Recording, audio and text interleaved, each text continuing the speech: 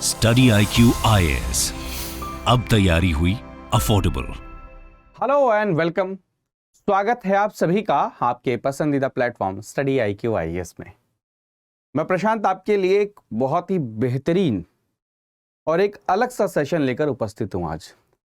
आप सभी जानते हैं कि हाल ही में हमारा जो मॉनसून सेशन है वो कंक्लूड हुआ है, मानसून सत्र कंप्लीट हुआ है। तो उसमें क्या क्या हुआ और क्या आपको पता होना चाहिए और आपके एग्जाम के पर्सपेक्टिव से क्या क्या इंपॉर्टेंट है, कौन कौन से इंपॉर्टेंट बिल्स पास हुए, कौन कौन से इंपॉर्टेंट बिल पे डिस्कशन हुआ, नो कॉन्फिडेंस मोशन जो कि न्यूज में बहुत ज्यादा बना हुआ है, साथ में मणिपुर वाले इशू के ऊपर में कितना हंगामा हुआ और उस हंगामे के कारण में या और सब इश्यूज के कारण में पूरे सेशन की एफिशिएंसी क्या रही, क्योंकि यूपीएससी एक बार नहीं 3 बार ऐसे क्वेश्चन पूछ चुका है क्या आपके पार्लियामेंट्री एफिशिएंसी के ऊपर में। तो इन सभी चीजों को मैं एक समरी के रूप में लेकर आया हूं, जिसके अंदर में हम मॉनसून सेशन 2023 की समरी को इस सेशन के अंदर में इस जो एनालिसिस उसके अंदर में हम क्या करेंगे, डिस्कस करने वाले हैं।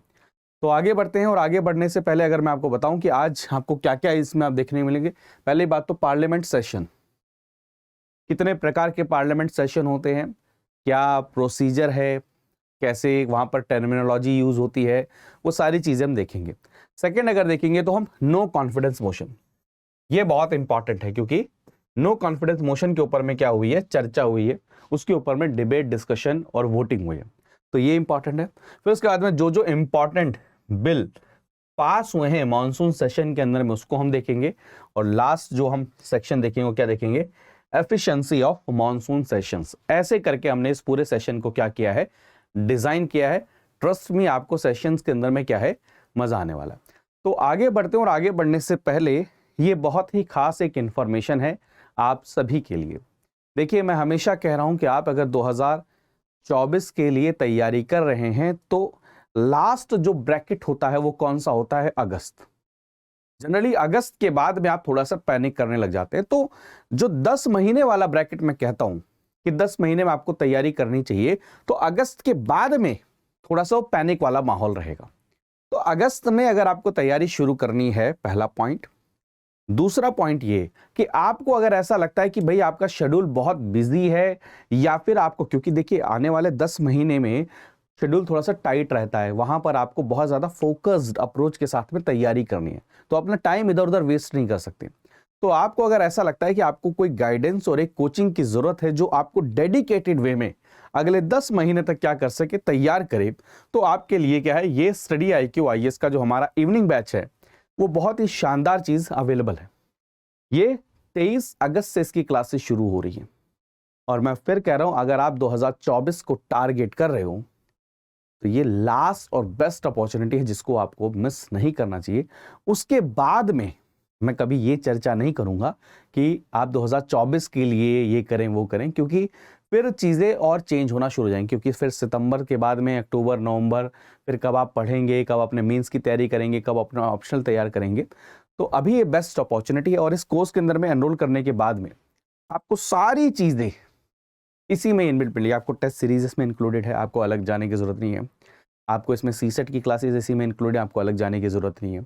आप अगर देखेंगे इसमें 1-to-1 मेंटोरशिप है, जिसमें अगर आप कोई भी परेशान हो रहे हैं, कोई भी परेशानी है, मेंटली भी परेशान है, आपको डिमोटिवेशन है या एग्जाम से रिलेटेड कोई परेशानी है, एग्जाम से रिलेटेड कोई क्वारी है, तो आप अपनी तैयारी से रिलेटेड क्वारी है, आप अपने मेंटोर को कनेक्ट कर सकते हैं। आंसर राइटिंग मॉड्यूल है, मेंस रेजिडेंशियल मॉड्यूल है, सारी चीज़ें अवेलेबल हैं मात्र 30,000 रुपये में। ये आपको कोर्स मिल जाएगा, बशर्ते आप कोड के अप्लाई करें, PRT लाइव कोड ही यूज करें। तो ये अपॉर्चुनिटी है आप सभी के लिए। इस सेशन की PDF या फिर सोशल मीडिया पर आप अगर मेरे से कनेक्ट करना चाहते हैं तो ये सारे के सारे हैंडल्स मैंने यहाँ पर शेयर कर दिया, आप मेरे साथ यहाँ से कनेक्ट कर सकते हैं। तो चलिए अपने सेशन को आगे करते हैं। सबसे पहला क्वेश्चन आपके सामने, पार्लियामेंट, संसद। पार्लियामेंट वैसे भी न्यूज़ के अंदर में बना हुआ है क्योंकि नई पार्लियामेंट बिल्डिंग हमारी बनकर तैयार हो चुकी है। वो बात अलग है कि मॉनसून सत्र नई पार्लियामेंट बिल्डिंग के अंदर में नहीं हुआ है ना, ये चीज़ आपको पता ही है। तो पार्लियामेंट, अगर आप किसी भी देश के अंदर में जहां पर डेमोक्रेटिक प्रोसेस की हम बात करते हैं, वहां पर लोकतंत्र यानी कि डेमोक्रेसी का जो टेम्पल या फिर मंदिर या सबसे इंपॉर्टेंट जो स्थल है वो किसको कहा जाता है? पार्लियामेंट को कहा जाता है, संसद को कहा जाता है।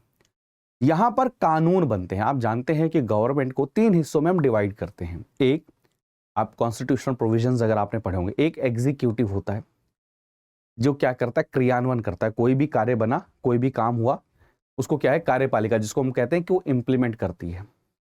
तो और जुडिशरी, जो एग्जीक्यूटिव, लेजिस्लेचर, विधायिका और कार्यपालिका के काम को क्या करती है? चेक करती है।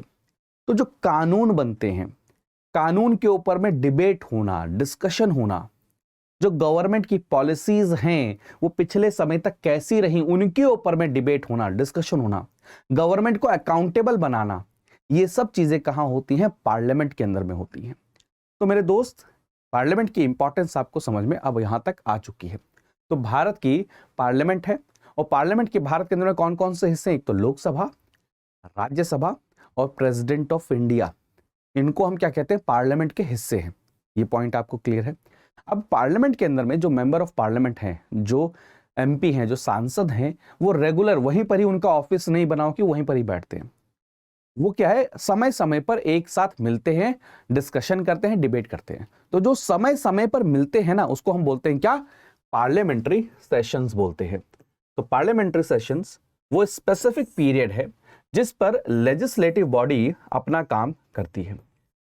इसके अंदर में क्या किया जाता है? एक टाइम फ्रेम को डिसाइड किया जाता है जहां पर सभी रिप्रेजेंटेटिव एक साथ आते हैं और वहां पर अलग अलग फंक्शन, जैसे बिल के ऊपर में डिबेट करना है, डिस्कस करना है, वोट करना है, ये सब करते हैं। तो क्या करते हैं? डिस्कस करते हैं, डिबेट करते हैं और डिसीजन लेते हैं वेरियस इश्यूज के ऊपर में। तो पार्लियामेंट्री सेशन आप यहां से देख सकते हैं कि जब जब पार्लियामेंट का सेशन या पार्लियामेंट की मीटिंग होती है, उसको हम क्या बोलते हैं? पार्लियामेंट्री सेशंस बोलते हैं, है ना?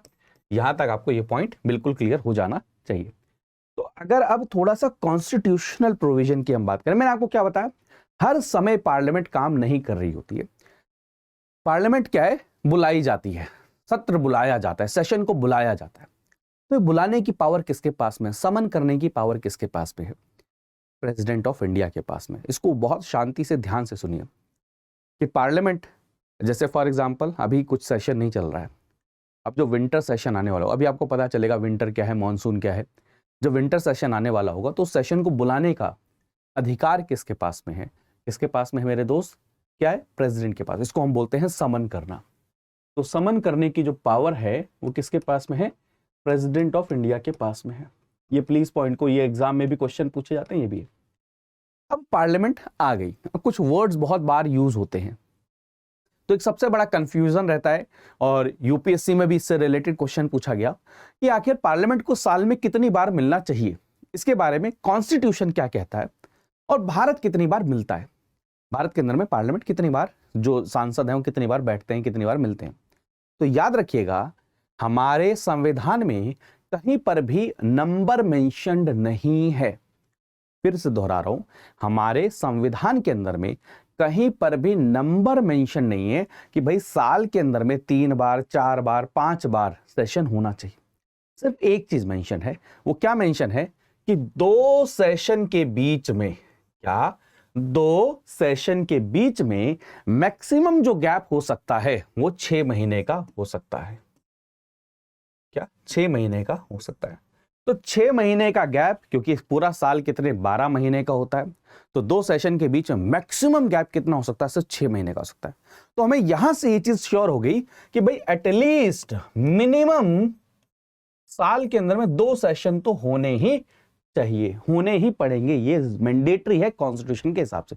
नंबर मेंशन नहीं है, सिर्फ महीने मेंशन है। उस महीने के गैप से हमने जब हिसाब लगाया तो हम जितने भी परम्यूटेशन कॉम्बिनेशन लगा लें, वहां पर यह चीज हमें फिक्स नजर आती है कि भाई 2 सेशन के बीच में अगर 6 महीना का गैप है तो यानी कि 2 सेशन तो मिनिमम होंगे ही होंगे साल के अंदर में। लेकिन भारत में कितने सेशन होते हैं? 3 सेशन होते हैं। ये हम एक कन्वेंशन फॉलो करते हैं। प्लीज पॉइंट को नोट कीजिए, कन्वेंशन का मतलब ये जो कॉन्स्टिट्यूशन में नहीं लिखा है। तो 3 सेशन कौन कौन से होते हैं? पहला, साल का सबसे पहला, अगर मैं ईयर वाइज वैसे देखूं, जो 2023, 2024, 2025 ऐसे हम याद करते हैं, फाइनेंशियल ईयर के हिसाब से नहीं कह रहा हूं मैं ईयर वाइज वैसे कह रहा हूं। तो सबसे पहला सेशन होता है बजट सेशन, फिर होता है मॉनसून सेशन, और फिर उसके बाद में कौन सा सेशन होता है? विंटर सेशन होता है। ठीक है, तो बजट सत्र, आपका मॉनसून सत्र, और उसके बाद में आपका विंटर यानी कि शीतकालीन सत्र, आप सभी ये जानते हैं। तो पावर किसके पास में, मैंने ऑलरेडी बताया, प्रेसिडेंट ऑफ इंडिया के पास में है कि वो सेशन को बुलाते हैं। और उसके बाद में याद रखिएगा कि कोई फिक्स टर्म या कैलेंडर हमारे यहाँ पर नहीं है। हम क्या करते हैं, कन्वेंशन को फॉलो करते हैं, जिसके तहत में हम क्या है, साल में 3 बार मिलते हैं। देखिए बहुत इंपॉर्टेंट टॉपिक्स है ये आपके कॉन्सेप्ट को भी क्लियर कर रहा होगा। तो यहां तक आपको ये समझ में आ चुका है। अब पार्लियामेंट को समन कर लिया है किसने, प्रेसिडेंट ऑफ इंडिया ने। अब उसके बाद में एक वर्ड बार बार यूज होता है, अर्जर्नमेंट, स्थगित कर दी गई। आज बहुत बार सुना होगा आप सभी ने। अर्जर्नमेंट का मतलब क्या होता है, ऐसे समझिए, पार्लियामेंट को बुला लिया गया है, मीटिंग हो रही है, अब कोई शोर शराबा हुआ तो स्पीकर लोकसभा के अंदर में या जो चेयर पर बैठे हुए या फिर राज्यसभा के अंदर में जो चेयरपर्सन है, वो ये कहते हैं हम कुछ समय के लिए सदन को स्थगित करते हैं, तो उसको क्या बोला जाता है, अर्जर्नमेंट बोला जाता है। अब लेकिन याद, ये बहुत इंपॉर्टेंट कैच है, याद करिएगा कि ये साथ में मेंशन किया जाता है कि अगली बार हम कब मिलेंगे। फॉर एग्जांपल ये कह दिया जाएगा कल सुबह 11 बजे मिलेंगे, या फिर आज ही के दिन में हम दोपहर में 3 बजे मिलेंगे, 2 बजे मिलेंगे। यानी कि जब हम समय और क्या में डेट दोनों और स्थान तीनों चीजें जब हम बताते हैं तो हम उसे नॉर्मल एडजर्नमेंट बोलते हैं। लेकिन एक एडजर्नमेंट वो भी होता है जिसमें हम साइन डाई बोलते हैं। हमें नहीं पता होता हम नेक्स्ट टाइम कब मिलेंगे, और वो कब होता है, जब लास्ट डे होता है हमारे किसका, पार्लियामेंट्री सेशन का। फॉर एग्जाम्पल मॉनसून सेशन चल रहा है, आज लास्ट डे है। अब नेक्स्ट टाइम कब मिलेंगे, कब मिलेंगे, जब विंटर सेशन होगा। अब विंटर सेशन कब शुरू होगा, ये डेट कौन, पार्लियामेंट्री कमेटी, गवर्नमेंट डिसाइड करेगी, फिर प्रेसिडेंट ऑफ इंडिया समन करेंगे, तो हमें नहीं पता है। तो उस समय पर क्या किया जाता है, without mentioning date, without mentioning time, क्या किया जाता है, स्थगित किया जाता है, एडजर्नमेंट किया, जिसको हम बोलते हैं साइन डाई। क्या बोलते हैं हम, क्या बोलते हैं हम, adjournment sine die, without fixing date time next meeting का, उसको हम बोलते हैं साइन डाई। ये दरअसल बहुत बार वर्ड आए हैं, तो इसलिए मैं इसको थोड़ा सा समय लेकर आपको क्या कर रहा हूं, यहां पर एक्सप्लेन कर रहा हूं, जिससे आपको ये चीजें पता चले आखिर क्या होता है। अब ये आपको पूरा का पूरा मोटा मोटा समझ में आ चुका है। तो एडजर्नमेंट कौन करता है, प्लीज याद रखिए, आपको कंफ्यूज करेंगे कि समन करना प्रेसिडेंट का काम है, एडजर्नमेंट करना जो चेयर पर बैठे हैं, फॉर एग्जाम्पल लोकसभा में स्पीकर और राज्यसभा में चेयरपर्सन, उनका काम होता है, याद रखिएगा। और उनके एब्सेंस में डिप्टी स्पीकर, डिप्टी चेयरपर्सन, ऐसा आप सभी के सभी कनेक्ट कर सकते हैं। तो ये इंपॉर्टेंट है, ठीक है। तो ये आपको पार्लियामेंट्री सेशंस इनके बारे में पढ़ता है। और मैंने आपको जैसे बताया 3 टाइप के सेशन होते हैं, एक बजट सेशन होता है, एक मॉनसून सेशन होता है, और एक विंटर सेशन होता है। तो जो ये होता है ये आपका जनवरी एंड से शुरू होता है। अब देखिए बजट सेशन की कहानी सुनिए।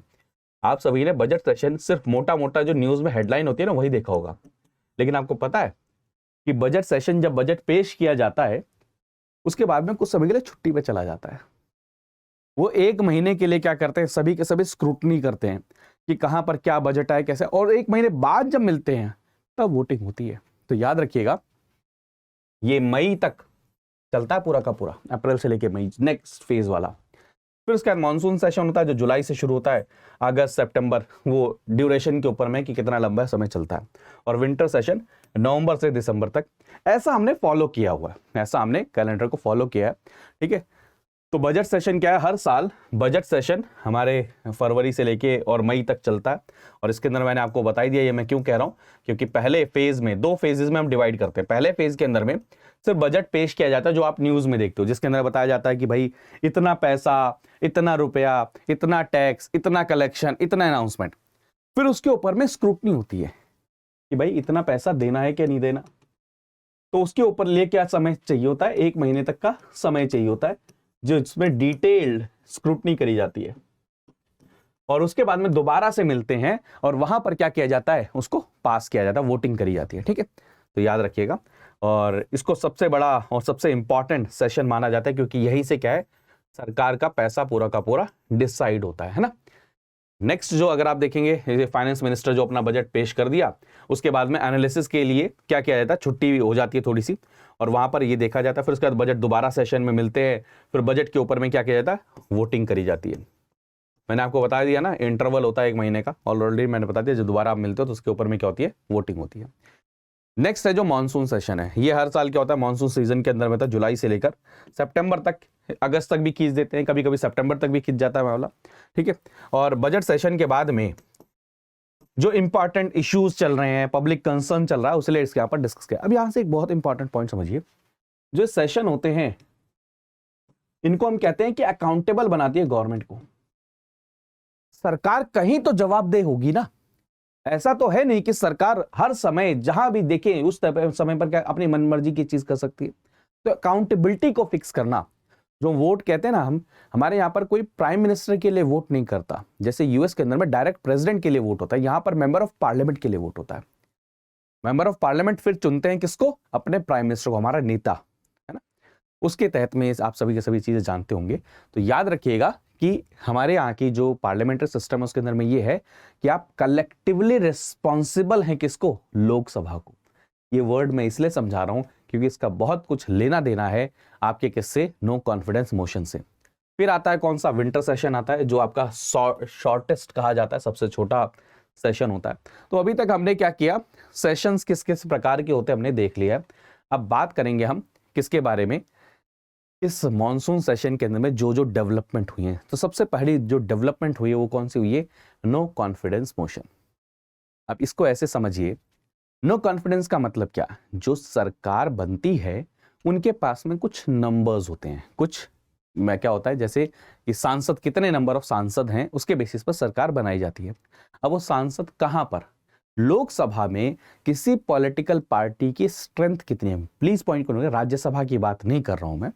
लोकसभा के अंदर में किसी भी पॉलिटिकल पार्टी की स्ट्रेंथ कितनी है उसके हिसाब से अंदाजा लगाया जाता है, या उसके हिसाब से सरकार का गठन होता है। तो यानी कि आपको पता चल गया कि नंबर्स जो आपके पास में हैं, जिसको मेजॉरिटी भी बोलते हैं, वही डिसाइड करता है कि आपकी सरकार रहेगी या नहीं रहेगी। अब हमारे देश में नॉर्मली अगर देखा जाए तो जब मान के चलिए 5 साल पहले अगर सरकार बनी है तो बीच में हो सकता है आपके पास में कोई गठबंधन अपना क्या करे, सपोर्ट खींच ले, आपके कुछ मेंबर्स रिजाइन कर दें। तो कई बार ये भी हो सकता है कि आपके नंबर्स क्या हो जाए, कम हो जाए। तो जनरली जो है, जो नो कॉन्फिडेंस मोशन को लाया गया था, या जो नो कॉन्फिडेंस मोशन ऐड किया गया था, वो इसलिए ऐड किया गया था कि ये दर्शाने के लिए कि इस पॉलिटिकल पार्टी या इस सरकार के पास में अब नंबर्स नहीं है, इनको सरकार में रहने का हक नहीं है, और उसके बाद में क्या होता है, सरकार को रिजाइन करना पड़ता है, जिसको बोलते हैं सरकार गिर गई है। तो अगर अभी तक इतिहास में देखा जाए तो 3 बार ऐसा हुआ है जहां पर क्या हुआ है, नो कॉन्फिडेंस मोशन पास हुआ है और उसके बाद में सरकार गिर गई है। तो फिर यहां से याद रहेगा, नो कॉन्फिडेंस मोशन जो विपक्ष है, जो ऑपोजिशन है, वो लेकर आता है कि भाई ये वाली जो सरकार है इसके पास में अब नंबर्स नहीं है, और अगर नंबर्स नहीं है लोकसभा में, इनके पास में सपोर्ट नहीं है, तो यानी कि सरकार नहीं बना सकते। सरकार नहीं बना सकते तो यानी कि इनको अब रिजाइन कर देना चाहिए। लेकिन क्या है, कई बार इस नो कॉन्फिडेंस मोशन का इसलिए भी यूज किया जाता है कि कैसे पब्लिक के जो इंपॉर्टेंट इश्यूज हैं उनको डिस्कस किया जाए। देखिए, पार्लियामेंट का क्या होता है, डिस्कशन के लिए यूज होता है, लेकिन कई बार डिस्कशन नहीं हो पाता है। तो आप क्या करते हैं, नो कॉन्फिडेंस मोशन का यूज करते हैं कि सामने जो गवर्नमेंट है उसको किसी पर्टिकुलर टॉपिक के ऊपर में, इश्यू के ऊपर में डिस्कस करने के लिए। क्योंकि जब नो कॉन्फिडेंस मोशन आता है तो सरकार को और विपक्ष को, दोनों को क्या करना, सवाल जवाब करने का अधिकार होता है, और हर कोई अपने अपना बयान देता है। इसीलिए आप देखते होंगे कि प्रधानमंत्री मोदी जी ने इस बार क्या, नो कॉन्फिडेंस मोशन के खिलाफ में क्या किया, बयान दिया। ये पूरा का पूरा नॉर्मल। तो इसका क्या किया जाता है, यूज किया जाता है एज ए टूल। तो जो प्रेजेंट गवर्नमेंट है, क्या उनके पास में नंबर्स कम थे? नहीं, लेकिन इंपॉर्टेंट इशू, जो अपोजिशन का कहना है कि कुछ इंपॉर्टेंट इश्यूज पे हमें ध्यान केंद्रित करना था और उनके ऊपर में डिबेट और डिस्कशन करना था, इसलिए हमने नो कॉन्फिडेंस मोशन को क्या किया, इंट्रोड्यूस किया। तो ये नो कॉन्फिडेंस मोशन, वो बात अलग है कि वोटिंग के बाद में ये क्या हुआ, खत्म हो गया, सरकार के ऊपर में कोई वो नहीं, क्योंकि उनके पास में नंबर है, लोकसभा के अंदर में क्या है, नंबर है ऑलरेडी। तो नो कॉन्फिडेंस मोशन, अगर आप इतिहास पूरा देखें तो जवाहरलाल नेहरू जी के खिलाफ में आया अगस्त में, अगर आप देखेंगे 1963 में। फिर लाल बहादुर शास्त्री जी के खिलाफ 3 बार आप देखेंगे। फिर इंदिरा गांधी जी के समय पर आप देख सकते हैं कितनी बार आया।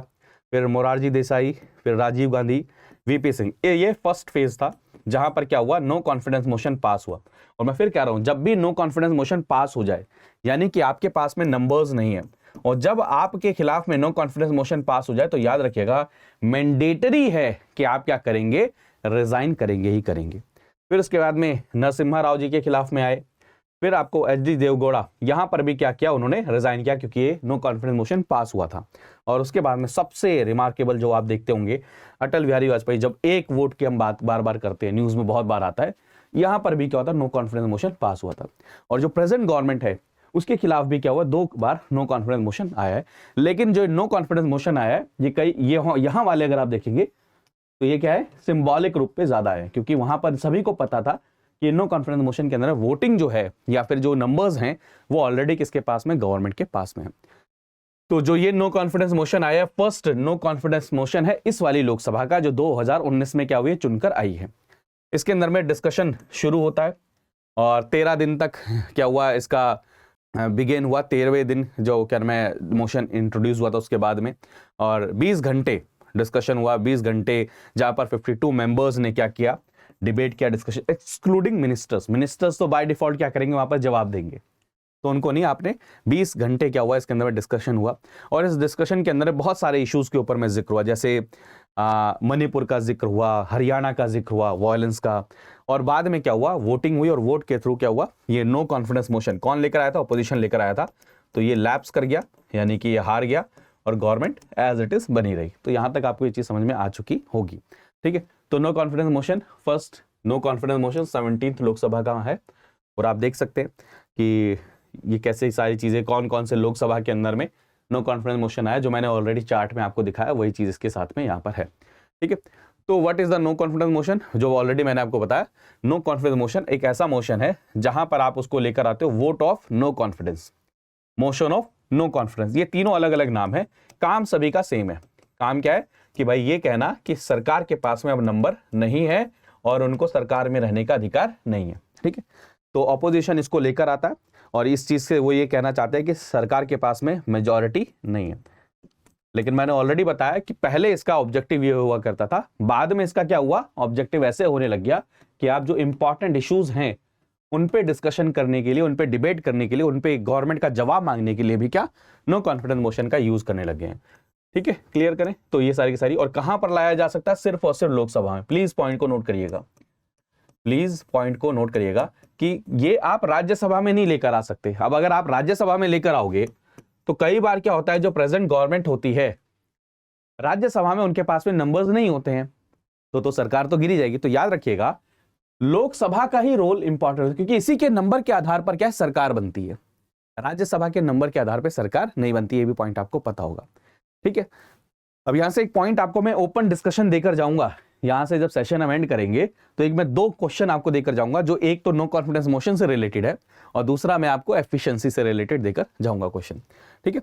जो रिस्पॉन्सिबिलिटीज, इन सब चीजों के लिए क्या है, क्वेश्चन करने के लिए इसका यूज किया जाता है, और इसको लोकसभा विदाउट प्रायर जस्टिफिकेशन। एक और चीज पॉइंट नोट करिएगा, आप अगर नो कॉन्फिडेंस मोशन ला रहे हो तो आपको रीजन बताने की जरूरत नहीं कि भाई मैं क्यों लेकर आ रहा हूं।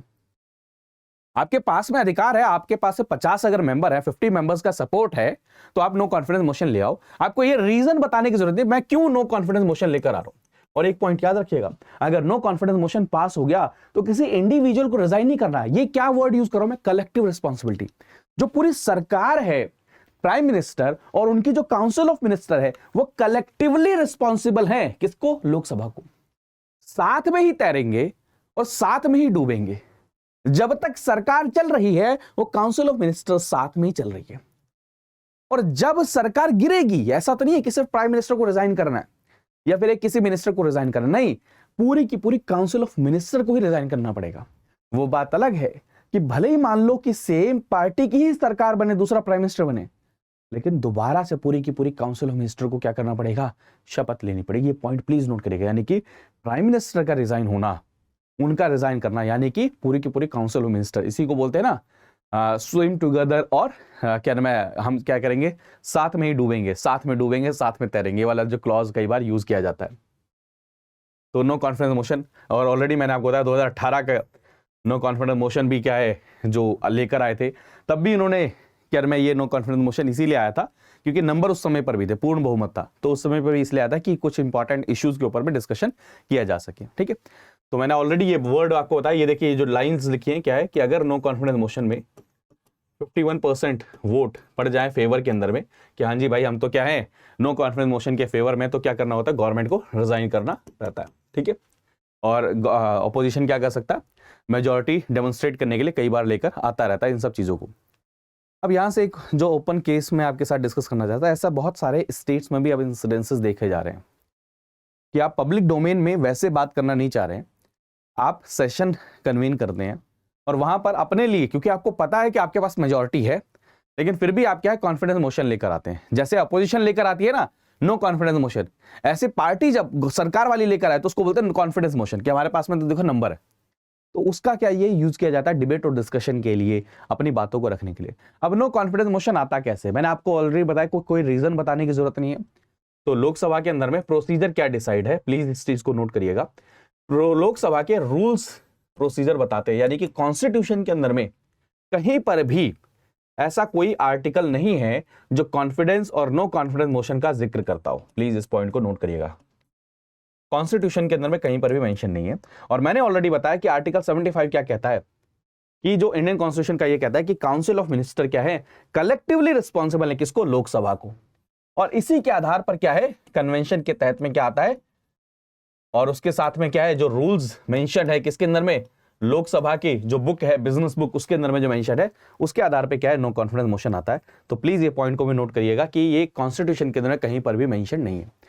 तो याद रखिएगा कि अगर नो कॉन्फिडेंस मोशन आपको लाना है तो 50 मेंबर्स का क्या होना चाहिए, आपको सपोर्ट होना चाहिए। ऐसा नहीं है कि कल को मैं अकेला बंदा हूं, कह दूं कि मैं तो क्या कर रहा हूं, सरकार के खिलाफ में नो कॉन्फिडेंस मोशन ला रहा हूं, ऐसे नहीं। 50 मिनिमम 50 लोगों के क्या होना चाहिए, मेंबर्स का सपोर्ट होना चाहिए, 50 और 50 से ज्यादा, तभी जाकर क्या है, नो कॉन्फिडेंस मोशन क्या है, रेजोल्यूशन लाया जा सकता है और उसको फिर डिस्कशन किया जा सकता है। फिर उसके बाद में क्या है, आप क्या करेंगे, सिंपल सी बात, जैसे ओम बिरला जी कौन है, लोकसभा के स्पीकर हैं, तो इनको आप रेजोल्यूशन देंगे। आप फिर क्या करेंगे, एक्सेप्ट करेंगे। एक्सेप्ट करने के बाद में फिर क्या करेंगे, आपको टाइम देंगे, कितने समय, दिन का समय देंगे, विद इन 10 डेज क्या किया जाएगा, डिस्कस किया जाएगा, विद इन 10 डेज इसको डिस्कस किया जाएगा। और डिस्कशन करने के बाद वोटिंग होती है, और वोटिंग भी दो प्रकार से होती है। एक तो वोटिंग हो सकती है भाई वॉइस वोट, आवाज के थ्रू, दूसरा क्या हो सकता है आपका वो बैलेट के थ्रू या फिर वोटिंग के थ्रू, ऐसा दोनों प्रोसेस इसको फॉलो किया जा सकता है, दैट्स इट। ठीक है, तो ये हो गया आपका नो कॉन्फिडेंस मोशन। अब नो कॉन्फिडेंस मोशन के बाद में एक क्वेश्चन मैं आपके लिए यहां पर छोड़ के जाता हूं, जिसका कमेंट करके आप सभी को जवाब देना है। क्या आपको ऐसा लगता है कि कई बार नो कॉन्फिडेंस मोशन का मिसयूज किया जाता है, पहला क्वेश्चन। दूसरा क्वेश्चन, नो कॉन्फिडेंस मोशन का आपके साथ में यहां पर भी, क्योंकि यहां पर ये क्लियरली मेंशन है कि आपको रीजन बताने की जरूरत नहीं है, और प्राइमा फेसी क्लियरली नजर आ रहा है कि आपके पास में नंबर्स हैं, बट फिर भी पॉलिटिकल पार्टीज के द्वारा जो सरकार में उनके द्वारा कॉन्फिडेंस मोशन लाना और ओपोजिशन के द्वारा नो कॉन्फिडेंस मोशन लाना, कई बार जो पार्लियामेंट्री फंक्शंस है उनकी एफिशिएंसी के ऊपर में भी क्या करता है, क्वेश्चन उठाता है। तो ये दो ओपन क्वेश्चन में आपके लिए, मैं ये नहीं कह रहा कि आप इसके ऊपर में क्या करें कैसे करें, आप इसके ऊपर में कमेंट करिए कि क्या ऐसे जो प्रोसीडिंग्स होती हैं ये जो पार्लियामेंट्री फंक्शंस यानी कि जो पार्लियामेंट्री एफिशिएंसी है उसके ऊपर में इंपैक्ट नहीं करता, ऐसा करके आप लिखिए। मैं ये नहीं कह रहा कि आपको एक ही फेवर में, दोनों फेवर लिखिए कि क्यों जरूरी है और क्यों जरूरी नहीं है। नेक्स्ट जो है, जो मैंने आपको कंटेंट बताया था, नो कॉन्फिडेंस मोशन मैंने आपके साथ डिस्कस कर लिया, मैं फिर समराइज कर दूं। सरकार के खिलाफ में ये no confidence motion opposition parties लेकर आती हैं, वो इसलिए लाती हैं कि ये सरकार के पास में नंबर्स नहीं है, तो सरकार को अपनी मेजॉरिटी प्रूव करना है वहां पर। अब वो जो प्रूव करना और वो होता है, उस बीच में बहुत बड़ा डिबेट डिस्कशन, सारी पॉलिटिकल पार्टीज को बोलने का मौका मिलता है और उसका जवाब देने का मौका किसको मिलता है, सरकार को मिलता है। तो ये पूरा का पूरा प्रोसेस क्या है, एक डिबेट और डिस्कशन में होता है, फिर उसके बाद में क्या होता है, वोटिंग होती है। ये कॉन्स्टिट्यूशन में कहीं भी मेंशन नहीं है, बट लोकसभा के जो प्रोसीजर के जो रूल्स हैं उसमें मेंशन है, उसके आधार पर इसको लाया जाता है। ऐसा नहीं है कि अकेला पर्सन ही क्या करे, नो कॉन्फिडेंस मोशन को ले आए। एटलीस्ट 50% नहीं, 50 मेंबर्स का क्या है उसमें कंसेंट होना चाहिए, उनका साइन होनी चाहिए, उसके बाद में नो कॉन्फिडेंस मोशन आता है। तो कुछ बिल्स हैं उनको देख लेते हैं जो इस बार पार्लियामेंट के अंदर में आया है। इंपॉर्टेंट बिल्स हैं, जैसे आप देखेंगे government of national capital territory of Delhi, पहले इसको ऑर्डिनेंस के थ्रू लाया गया था, बाद में इसको बिल के रूप में रिप्लेस किया गया और ये अब एक्ट बन चुका है। इस एक्ट ने क्या किया है, जो कैपिटल है दिल्ली है उसके अंदर में जो सर्विसेज वाला मैटर है उसके लिए क्या किया है, एक अथॉरिटी बनाई है, national capital civil services authority, जो अपॉइंटमेंट और ट्रांसफर से रिलेटेड क्या करेगी, सारे के सारे मामले को देखेगा। और इसके ऊपर में बहुत ज्यादा डिबेट डिस्कशन चल रहा था, मेरी ऑलरेडी इससे रिलेटेड एक वीडियो है, तो उसको भी आप देख सकते हैं कि ऑर्डिनेंस बिल ने क्या क्या चेंज किया है। तो यहां पर क्या सर्विसेज को ट्रांसफर किया है, किसको, एलजी को, यानी कि एलजी की जो डिस्क्रिशनरी पावर उसको एक्सपेंड किया गया। नेक्स्ट जो आर्टिकल था, जो बिल आया था, वो आया था रजिस्ट्रेशन बर्थ एंड डेथ से रिलेटेड, जिसके अंदर में क्या किया, नेशनल और स्टेट लेवल पर बर्थ और जो डेथ है उनका डाटाबेस को क्रिएट किया जाए। अब ये क्यों इंपॉर्टेंट है? किसी भी नेशन के लिए पॉलिसी फॉर्मेशन के अंदर में कितने लोगों का जन्म हो रहा है, कितने लोगों की मृत्यु हो रही है, डेमोग्राफी कितनी चेंज हो रही है, ये चीज का क्या होना चाहिए, जानकारी होनी चाहिए। जैसे आप एजुकेशनल इंस्टीट्यूशन, वहां पर एडमिशन, वहां पर क्या आपका वहां पर फर्टिलिटी रेट क्या है, वहां पर हेल्थ फैसिलिटीज कैसी हैं, कितने बर्थ आपके इंस्टीट्यूशनलाइज हो रहे हैं, कितने डिसीजेज के कार्ड में, कितने बीमारियों के कार्ड में, कितने लोगों की किस एज में डेथ हो रही है, ये सब चीजें आपको इंफॉर्मेशन एक डाटाबेस के थ्रू मिल जाएगा। नेक्स्ट जो है डिजिटल डाटा प्रोटेक्शन, जो बिल आया, जिसको एक्ट बन चुका है, जिसके अंदर में आपका जो डाटा है, जो आप ऑनलाइन कोई भी चीजें सर्व करते हो, वहां पर कुछ भी यूज करते हो, आप अपना कोई इंफॉर्मेशन शेयर करते हो, उसको कैसे प्रोटेक्ट किया जाए। ये कहां से आया? राइट टू क्या नाम है, प्राइवेसी। याद होगा आपको 2017 के अंदर में पुट्टा स्वामी केस, क्या पुट्टा स्वामी केस करके एक केस हुआ था, जिसके अंदर में सुप्रीम कोर्ट ने ये जजमेंट दी 2017 के अंदर में कि राइट टू प्राइवेसी आपका क्या है, फंडामेंटल राइट है आर्टिकल 21 के तहत में। उसके बाद से ये चीज है, और जहां पर ये कहा जा रहा है कि कैसे डाटा ट्रांसफर को रेगुलेट किया जाए। अगर आपके कंसेंट के बिना आपके पर्सनल डाटा को क्या किया जाएगा, यूज किया जाएगा, तो उसके ऊपर में हैवी पेनल्टी लगेगी। लेकिन साथ में इस बिल के अंदर में भी मेंशन था कि गवर्नमेंट अगर चाहे तो आपके पर्सनल डाटा को क्या कर सकती है, यूज कर सकती है, प्रोसेस कर सकती है, नेशनल सिक्योरिटी, स्टेट की सिक्योरिटी उन कॉन्टेक्स्ट के अंदर में। नेक्स्ट अगर बिल देखा जाए तो आप सभी देखेंगे ये बहुत इंपॉर्टेंट स्टेप लिया गया है, जहां पर क्या किया गया है, नेशनल रिसर्च फाउंडेशन को क्रिएट किया गया है। क्या है? बिल का नाम है अनुसंधान नेशनल रिसर्च फाउंडेशन। ठीक है, तो ये क्या है, इंडिया के अंदर में जो रिसर्च कल्चर है उसको इंक्रीज करेगा, तो ये उससे रिलेटेड है। नेक्स्ट जो बिल आया था Indian institute of management amendment, उससे रिलेटेड कि डायरेक्टर कैसे अपॉइंट होंगे, वहां पर आईएम के डायरेक्टर, बोर्ड ऑफ डायरेक्टर, इन सब चीजों से रिलेटेड है। नेक्स्ट जो है जन विश्वास अमेंडमेंट बिल, इसके अंदर में क्या किया गया था, बहुत मतलब ईज ऑफ डूइंग बिजनेस को इंक्रीज करने की, जैसे फॉर एग्जांपल टैक्सेशन या इन सब के अंदर कई सारे ऐसे ऑफेंसेस थे जिनको क्या किया गया, डीक्रिमिनलाइज किया गया इसके अंदर में, इस एक्ट के थ्रू। अगला जो आया फॉरेस्ट कंजर्वेशन एक्ट, तो बहुत सारी एक्टिविटीज को परफॉर्म करने की परमिशन मिली है। बहुत सारे टाइप ऑफ लैंड को क्या किया गया, इसके एम्बिट से बाहर किया गया, यानी कि उस लैंड के ऊपर में आप एक्टिविटी कर सकते हैं। तो ये क्या है, कंजर्वेशन एक्ट आया। ऐसे ही देखेंगे mines and minerals development bill आया, जिसके अंदर में एक आ गया कि भाई प्राइवेट प्लेयर्स क्या है, क्या कर सकते हैं, एक्सप्लोरेशन कर सकते हैं। इससे पहले अगर देखेंगे आप इलेक्ट्रिक व्हीकल का जब हम बात करते हैं, तो जैसे कोबाल्ट हो गया, निकल हो गया, आपका क्या नाम है, लिथियम हो गया, इस बिल से पहले, प्रायर टू दिस बिल, ये सारे के सारे क्या है, बहुत इंपॉर्टेंट मिनरल्स के ऊपर में इनको रखा जाता, इनको एटॉमिक मिनरल कहा जाता था, और इनका एक्सप्लोरेशन दूसरे एंटिटीज के पास में अलाउड नहीं था। तो इनको क्या किया गया, इस एम्बिट से बाहर निकाला गया, क्योंकि इलेक्ट्रिक व्हीकल जैसे जैसे इंक्रीज होंगे वैसे वैसे ऐसे मिनरल्स की जरूरत होगी। अब गवर्नमेंट के पास में जो पैसा है, गवर्नमेंट के पास में जो रिसोर्सेज है वो लिमिटेड है, तो इसलिए इनको इस एम्बिट से बाहर निकाला गया। इनको क्या किया गया है, स्ट्रेटेजिक मिनरल कहा गया है, और इसके ऊपर में क्या कहा गया कि भाई अब क्या है, प्राइवेट प्लेयर्स भी इसको क्या कर सकते हैं, इसके लाइसेंस के लिए क्या है, अप्लाई कर सकते हैं और इसको फिर एक्सप्लोर कर सकते हैं। तो इसको आप देख सकते हैं। फिर उसके बाद में ऑफशोर, वहां पर कैसे क्या नाम है, माइनिंग करी जाए, कैसे लाइसेंस दिया जाए, इन सब चीजों को क्या किया गया, एक और बिल लेकर आया गया। नेक्स्ट देखा जाए बायोलॉजिकल डाइवर्सिटी अमेंडमेंट, जो बायोलॉजिकल जो रिसोर्सेज हैं उनको कैसे यूज किया जाए डोमेस्टिक कंपनीज के द्वारा, उससे रिलेटेड है। मीडिएशन बिल लेकर आया गया, जिसने कहा गया कि प्री लिटिगेशन केस फाइल करने के बाद में बहुत कुछ पैसा वेस्ट होता है, बहुत कुछ समय वेस्ट होता है, कैसे उसको पहले से ही क्या किया जाए, प्री लिटिगेट कर लिया है। ऐसी एक और चीज आप देखते होंगे, कोऑपरेटिव सोसाइटीज की बात करते हैं, तो मल्टीपल स्टेट्स के अंदर में कई सारी कोऑपरेटिव सोसाइटीज रजिस्टर्ड होती है, तो उनका इलेक्शन कैसे हो, तो उसके लिए क्या है, बिल आया, जिसके अंदर में कोऑपरेटिव सोसाइटीज के लिए क्या है, इलेक्शन करने की एक बॉडी को क्रिएट किया गया है। ठीक है, ऐसे अगर आप देखेंगे फार्मेसी बिल आया, जहां पर जो मैकेनिज्म फार्मासिस्ट को रजिस्टर करना, जम्मू कश्मीर से रिलेटेड। फिर आप ये देखेंगे जो जीएसटी वाला है, जीएसटी वाले के अंदर में क्या किया गया था, एक और बिल आया था आगे, अगर आप देखेंगे जो जीएसटी वाला बिल था उसके अंदर में ऑनलाइन गेमिंग, उसको ऐड किया गया कि उसके ऊपर में जीएसटी लगेगी। एक आया है कि इंटर सर्विसेज, आप किसी भी सर्विसेज से हो, लेकिन आप अगर इंटर सर्विसेज की कमांड के ऊपर में क्या है, काम कर रहे हो, तो कोई भी मतलब जो वहां पर जो हेड हैं, जो कमांडर इन चीफ हैं, वो क्या कर सकते हैं, आपको डायरेक्ट कर सकते हैं, आपके खिलाफ में डिसिप्लिनरी एक्शंस ले सकते हैं, आपके ऊपर में क्या नाम है, एडमिनिस्ट्रेटिव कंट्रोल उनका रहेगा। ठीक है, आप मतलब इंटीग्रेटेड कमांड है जहां पर, ठीक है। आप ये नहीं कह सकते कि भाई मैं तो इस सर्विसेज को बिलोंग करता हूँ, आप दूसरी सर्विसेज से हैं तो आप मेरे को खिलाफ में एक्शन नहीं ले सकते, तो ऐसा नहीं है, ये एम्पावर किया गया जिससे। दूसरा अगर देखें कि कई बार शेड्यूल कास्ट से रिलेटेड, एसटी शेड्यूल ट्राइब से रिलेटेड कई सारे अमेंडमेंट आते हैं जहां पर कई सारे शेड्यूल ट्राइब्स को ऐड किया जाता है, ये सारी चीज़ें भी करी जाती है, तो उनसे रिलेटेड भी क्या है, बिल लगातार आते रहते हैं। बिल तो बहुत सारे आए हैं, लेकिन जैसे आप देखेंगे ये क्या किया गया, जो महार और महार कम्युनिटीज़ जो है उनको सिनोनिम डिफाइन किया गया, मेहरा, मेहर, महार, ये सभी के सभी छत्तीसगढ़ के अंदर में, ये शेड्यूल कास्ट के अंदर में आएंगे। इसको लेकर भी बहुत ज़्यादा कन्फ्यूजन कई बार रहता है। ऐसे क्या किया गया, शेड्यूल ट्राइब्स की जो लिस्ट है हिमाचल प्रदेश में, आपने हत्ती ट्राइब्स का जिक्र सुना होगा, उससे रिलेटेड लेकर आए। फिर ऐसे छत्तीसगढ़ के अंदर में शेड्यूल ट्राइब से रिलेटेड रिवाइज किया गया लिस्ट को।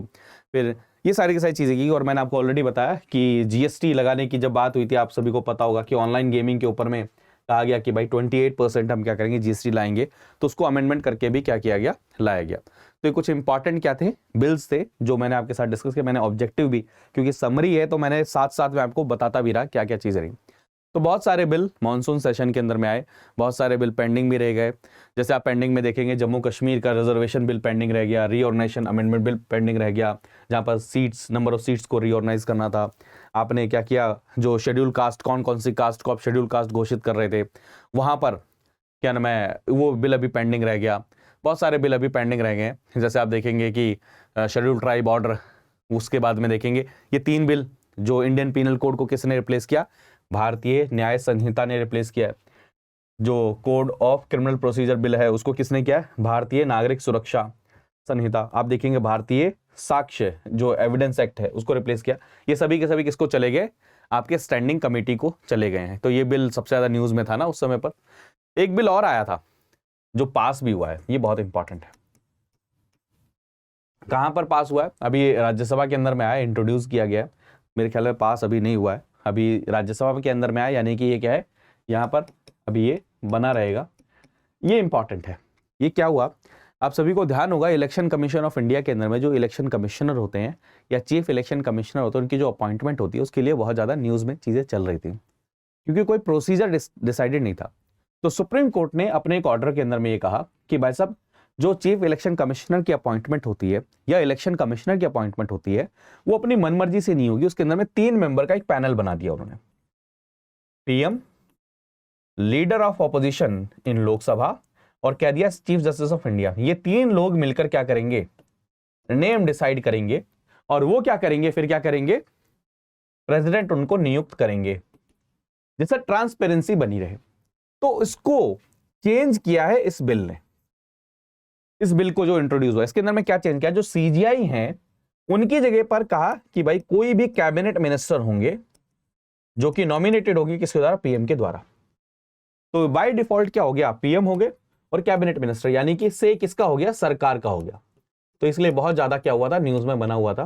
तो ये आपके एग्जाम में आ भी सकता है कभी कभार कि अभी देखिए बिल पास नहीं हुआ है, तो अगर मान के चलिए अभी आज के समय पर आपसे कोई पूछे तो क्या है, अभी के समय पर क्या है कि आपके chief justice of India plus में पीएम प्लस में कौन है, आपके लीडर ऑफ ऑपोजिशन इन लोकसभा, ये 3 लोग हैं। लेकिन इसको रिप्लेस करने के लिए क्या है, एक बिल लेकर आ गए हैं। ठीक है, ठीक है। तो ऐसे करके कई सारे बिल्स आए, जैसे आपके प्रेस रजिस्ट्रेशन से रिलेटेड, पोस्ट ऑफिस बिल, ऐसे बहुत सारे बिल्स आए जो पेंडिंग रह गए हैं। अब अगर आप देखेंगे स्टेटस देखेंगे, जो बिल आने से मतलब ये सेशन शुरू होने से पहले कितने बिल पेंडिंग थे, 37 बिल पेंडिंग थे। बिल इस सेशन में जो इंट्रोड्यूस हुए कितने हुए, 25 इंट्रोड्यूस हुए। बिल जो पास हो गए वो कितने हो गए, आपके 23 पास हो गए, यानी कि 2 देखिए वहां पर आपके क्या हुए, वो अभी नहीं हुए। ठीक है, और बिल जो विड्रॉ कर लिए गए वो कितने हो चुके हैं, विड्रॉ भी कितने हो गए, 2 हो गए। तो बिल जो पेंडिंग है सेशन एंड होने पर कितने हो गए, 37 हो गए। ठीक है, ये बस डाटा आपको बता रहा हूं। नेक्स्ट जो है एफिशिएंसी, अगर देखी जाए मॉनसून सेशन, यहां से रिलेटेड एक क्वेश्चन दूंगा। तो आप अगर देखेंगे कि कितने बिल प्लान किए गए थे, कितने बिल लेकर आए हैं, ये सब चीजें तो आप देखेंगे। नंबर ऑफ सिटिंग्स अगर आपको मैं दिखाने की कोशिश करूं, ये सबसे इंपॉर्टेंट चार्ट है आपके लिए कि लोकसभा के अंदर में कहां कहां पर कितना कितना समय लगाया गया।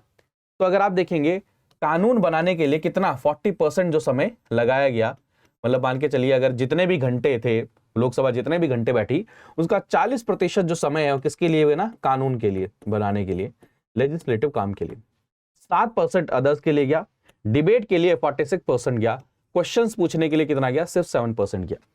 दूसरी तरफ में राज्यसभा में देखा जाए उसका 66% कहां पर गया, लेजिस्लेशन के लिए गया, अदर्स के लिए 21%, डिबेट के लिए 4%, क्वेश्चंस के लिए सिर्फ और सिर्फ 9% समय गया। ठीक है, तो जो डिफरेंट एक्टिविटीज हैं ऑलरेडी आप देखेंगे, नॉन लेजिस्लेशन, अदर, वहां पर देखिए राज्यसभा और लोकसभा के अंदर में functioning of parliament, number of hours के अंदर में अगर देखा जाए तो आप देख सकते हैं डेली अगर टाइम का ब्रेकअप अगर आप देखेंगे तो अगर आप देखें 20 जुलाई से जब सेशन शुरू हुआ है और आप ये वाला फेज देखिए और ये वाला फेज देखिए, यहां पर क्या है, नॉन लेजिस्लेशन के लिए कितना ज्यादा यहां पर टाइम लगाया गया। तो एफिशिएंसी के ऊपर में काफी समय से क्वेश्चन किया जा रहा है कि चाहे लोकसभा हो चाहे राज्यसभा, वहां पर जब काम किया जाता है उनका मेन ऑब्जेक्टिव ये होना चाहिए कि कैसे बिल को पास किया जाए, बिल के ऊपर में डिबेट की जाए, बिल के ऊपर में डिस्कशन किया जाए, बिल को स्क्रूटनाइज किया जाए। बट कई बार ये क्वेश्चन उठाया जाता है कि मैक्सिमम जो समय होता है वो किसके अंदर में वेस्ट हो जाता है, वो अदर एक्टिविटीज में, जैसे मैंने बोला ना नॉन लेजिस्लेटिव एक्टिविटीज के अंदर में क्या होता है, मैक्सिमम समय वेस्ट हो जाता है। और इसके कारण में पार्लियामेंट्री जो प्रोसीडिंग्स हैं उसकी एफिशिएंसी के ऊपर में क्वेश्चन उठाया जाता है। इस बार आपको पता होना चाहिए कि मेंस 2022 के अंदर में क्वेश्चन आया था कि क्या आपको ऐसा लगता है कि जो चेक एंड बैलेंस पार्लियामेंट का कंट्रोल होना चाहिए गवर्नमेंट के ऊपर धीरे धीरे क्या है, वीक हो रहा है, क्या वो नहीं कर पा रहे हैं, ये भी करके क्वेश्चन आया था। तो आप पार्लियामेंट्री एफिशिएंसी के ऊपर बहुत न्यूज आती है कि भाई एक सेशन को शेड्यूल करने के लिए इतने सारे रुपए लगते हैं और कई बार अदर एक्टिविटीज के कारण में वो सेशंस क्या है, काम कर ही नहीं पाते हैं। और कई बार क्या होता है, ऐसे इंपॉर्टेंट बिल्स को भी डिस्कस करना होता है जो बहुत लार्जर सेक्शन के लिए इंपॉर्टेंट है, बट अदर एक्टिविटीज के कारण में उस बिल के ऊपर में ना डिबेट हो पाती है ना डिस्कशन हो पाता है। ये भी क्या है, बार बार न्यूज में बना ही रहता है। तो मानसून सेशन के अंदर में अगर देखा जाए तो लोकसभा में 43% ऑफ इट्स शेड्यूल टाइम क्या हुआ, उसके अंदर में यूज हुआ। आप खुद देखिए जो भी टाइम एलोकेट हुआ था लोकसभा के लिए उसका सिर्फ 43% काम कर पाई लोकसभा, यानी कि बहुत ज्यादा समय क्या रहा, एडजर्नमेंट भी रहा। राज्यसभा में देखा जाए तो 55% ही काम कर पाई, यानी कि जो शेड्यूल्ड समय था उसका आप देखिए ना, 50% से ज्यादा समय क्या हुआ, यूटिलाइज नहीं हुआ, काम क्या हुआ, शेड्यूल हुआ ही नहीं, फंक्शन हुआ ही नहीं। 23 बिल्स क्या हुए, पास हुए इस सेशन के अंदर में। और यहां पर क्या हुआ, नो कॉन्फिडेंस मोशन का भी क्या हुआ, डिस्कशन हुआ, जो ऑलरेडी हमने देखा है इसके अंदर में। ठीक है, तो बिल जो है इंट्रोड्यूस हुए, कई सारे बिल क्या है कमेटीज के पास में भी गए। ये पॉइंट देखिएगा, अगर आप 15th लोकसभा के अंदर में देखेंगे तो बिल कितने इंट्रोड्यूस हुए, 217। उसके बाद में जो बिल पास हो गए सेम सेशन के अंदर में बाय बोथ हाउस 38। और परसेंटेज ऑफ बिल जो देखा जाए, रेफर किया जाए, जो कमेटी को क्या किया गया, परसेंटेज को, मतलब आप ये देखेंगे क्या होता है, बिल आया, कई बार बिल के ऊपर में डिबेट होती है, डिस्कशन होती है और उसकी बेटर स्क्रूटनी के लिए क्या किया जाता है, कमिटीज को रेफर कर दिया जाता है बिल को। तो यहां से आप देख सकते हैं कि कितने परसेंटेज ऑफ बिल, अब यहां पर ये बार बार क्वेश्चन आ रहा है कि जो नंबर ऑफ बिल हैं उनका जो परसेंटेज है किस चीज से रिलेटेड, कि उन बिल को जो कमिटीज को भेजा जाता है वो धीरे धीरे क्या हो रहा है, परसेंटेज कम हो रहा है, यानी कि कमिटीज के पास में जितने बिल जाने चाहिए वो धीरे धीरे क्या हो रहे हैं, कम हो रहे हैं। वो बात अलग है कि अगर आप नंबर्स में चले जाएंगे, ये पॉइंट इन्होंने नोट किया है कि हाफ फंक्शनिंग ही हुई है, ये पॉइंट नोट करिएगा, क्या है, हाफ फंक्शनिंग ही हुई है। मतलब आप खुद सोचिए, लोकसभा को आपने 100 डेज अगर दिए तो काम उन्होंने सिर्फ 43 डेज किया है, लेकिन नंबर ऑफ बिल जो पास हुए हैं वो ज्यादा हुए हैं। तो इन्होंने क्या एनालिसिस निकाला कि मोस्ट बिल्स जो हुए हैं वो लिटिल स्क्रूटनी, या तो बहुत कम स्क्रूटनी के साथ में, बहुत कम डिबेट के साथ में, या फिर बिना स्क्रूटनी के भी क्या हो गए, पास हो गए। जैसे आप देखें 56% जो बिल हैं वो इंट्रोड्यूस जो इस सेशन के अंदर वो पास भी हो गए हैं दोनों हाउस से। ठीक है, और आप देखेंगे कि a bill introduced on an average अगर देखा जाए तो in session was passed within 8 days of the introduction on an average, कि कोई भी बिल अगर पास लाया गया है तो 8 दिन के अंदर में ऑन एन एवरेज उसको पास कर दिया गया। तो यहां से वो क्या कहने की कोशिश कर रहे हैं कि जितना कम समय आप किसी बिल के ऊपर में लगा रहे हैं, यानी कि उतना लेस क्या कर रहे हैं, आप डिबेट और डिस्कशन कर रहे हैं। फॉर एग्जाम्पल अगर देखें, जो एलजी की पावर को एक्सपेंड कर रहा था, जो माइनिंग को क्या है उसको अमेंड कर रहा था, आपके पर्सनल डाटा को रेगुलेट कर रहा था, वो बिल कैसे पास हुए, वो विद इन 7 days पास हो गए दोनों हाउस से। जिस दिन आपने इंट्रोडक्शन किया उसके 7 दिन के अंदर में लोकसभा और राज्यसभा दोनों से पास हो गए। जो आपका नेशनल रिसर्च फाउंडेशन वो कितने दिन के अंदर है, सिर्फ 5 दिन के अंदर में ही पास हो गया।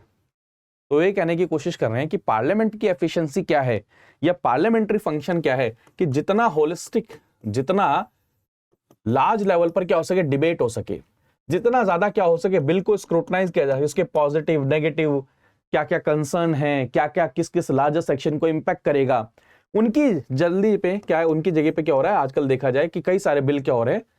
आप अगर देखेंगे लोकसभा के अंदर 22 बिल आए इस सेशन के अंदर में, 20 बिल ऐसे थे जो डिस्कस किए गए सिर्फ और सिर्फ less than an hour before passing. 9 bill ऐसे थे जैसे IIM वाला बिल हो गया, इंटर सर्विस ऑर्गेनाइजेशन वाला बिल हो गया, जो इंट्रोडक्शन के बाद में 20 मिनट के अंदर में क्या हो गया, पास हो गया। जैसे बिल जो नेशनल नर्सिंग और मिडवाइफरी कमीशन बनाने की बात हुई, वो क्या हुआ 3 मिनट्स के अंदर में पास भी हो गया और डिस्कशन भी हो गया। आप देखेंगे जो GST वाला मामला था वो सिर्फ और सिर्फ 2 मिनट्स के अंदर में लोकसभा में पास हो गया। अब ये इंपॉर्टेंट क्यों है? क्योंकि आपको पता होगा कि टेक्नोलॉजी से रिलेटेड और स्टार्टअप से रिलेटेड उन्होंने बहुत ज्यादा इसके ऊपर में क्या है डिस्कशन किया है, न्यूज में बहुत ज्यादा बना होता, और लेकिन डिबेट और डिस्कशन कितना हुआ, सिर्फ 3 मिनट। तो एफिशिएंसी की बात कर रहे हैं, राज्यसभा में जितने बिल आए, कितने ऑन एन एवरेज 8 आवर्स के अंदर में कौन कौन से बिल पास हो गए, कहां कहां पर डिस्कशन हुआ, ये सारी की सारी चीजें इसके अंदर में देखा गया है। ठीक है, तो बिल्स जो है यूजुअली पास हुए किससे, वॉइस आवाज से हुए पास। तो यहां से वो बार बार ये बात करने की कोशिश कर रहे हैं कि बहुत सारे बिल के ऊपर में बहुत कम समय दिया गया है। क्या कम समय दिया गया है? दूसरा एक और चीज, पार्लियामेंट के अंदर बहुत इंपॉर्टेंट रूल ये होता है किसका, क्वेश्चन आवर का, जिसके अंदर में आप क्या करते हैं, गवर्नमेंट से क्वेश्चन पूछते हैं और गवर्नमेंट फिर आपको क्या करती है, जवाब देती है। तो अगर आप देखेंगे सिर्फ और सिर्फ अगर आप देखें, फॉर एग्जांपल आप देख सकते हैं question hour lasted for less than a minute on 8 days in Rajya Sabha. आप सोचिए कि लोकसभा या राज्यसभा के फंक्शनिंग के अंदर में क्वेश्चन आवर कितना इंपॉर्टेंट है, लेकिन 8 दिन राज्यसभा के ऐसे थे जहां पर क्या हुआ, आप इससे अंदाजा लगा सकते हैं 1 मिनट से भी कम रहा क्वेश्चन आवर। ठीक है, तो आप देख सकते हैं कि on an average 10 minute spend किए गए क्वेश्चन आवर के ऊपर में हर दिन में, लोकसभा में 17 मिनट, राज्यसभा में ऑन एन एवरेज अगर आप देखेंगे। वहां हमने नाम रखा क्वेश्चन आवर, लेकिन कितने, ऑन एन एवरेज 10 मिनट, खाली कितने, सिर्फ और सिर्फ 10 मिनट हर दिन का एवरेज अगर लगाया जाए लोकसभा के अंदर में, और 17 मिनट अगर एवरेज लगाया जाए कहां पर, राज्यसभा में। ठीक है, इन Lok Sabha question hour lasted for more than 30 minutes only one day. सिर्फ एक दिन ऐसा था जिस दिन 30 मिनट से ज्यादा क्या है क्वेश्चन आवर चला था। क्वेश्चन आवर बहुत इंपॉर्टेंट होता है दोस्त, जहां पर आप क्या करते हैं, क्वेश्चंस पूछते हैं, सरकार से जवाब मांगते हैं। ठीक है, तो ये राज्यसभा के अंदर शॉर्ट ड्यूरेशन के अंदर में हुआ। तो यहां से आपको क्या बात समझ में आती है, एफिशिएंसी के ऊपर में। अब ये क्वेश्चन मेंस में क्या आया था कि जो टूल्स हैं, टूल्स क्या क्या हैं, देखिए, रेजोल्यूशन लाना, डिबेट, डिस्कशन,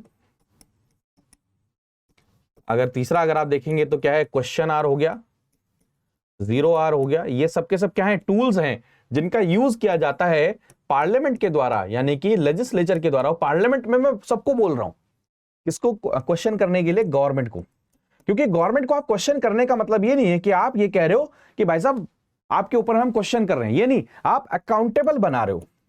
इससे क्या होता है, सरकार रिस्पॉन्सिबल होती है और ट्रांसपेरेंट होती है। तो ये क्वेश्चन मेंस में आया था कि क्या जो टूल्स हैं उनका इफेक्टिव यूज हो रहा है गवर्नमेंट को अकाउंटेबल बनाने के लिए, ये क्वेश्चन आया था। तो यहां से आप एफिशिएंसी के ऊपर में देख सकते हैं। और मैं एक ओपन एंडेड क्वेश्चन जो मैंने आपको नो कॉन्फिडेंस मोशन वाला दिया, वैसे यहां से आपके लिए क्वेश्चन है कि क्या क्या सजेशंस आप दे सकते हैं कि जिससे क्या किया जाए, एफिशिएंसी को इंक्रीज किया जा सके पार्लियामेंट की।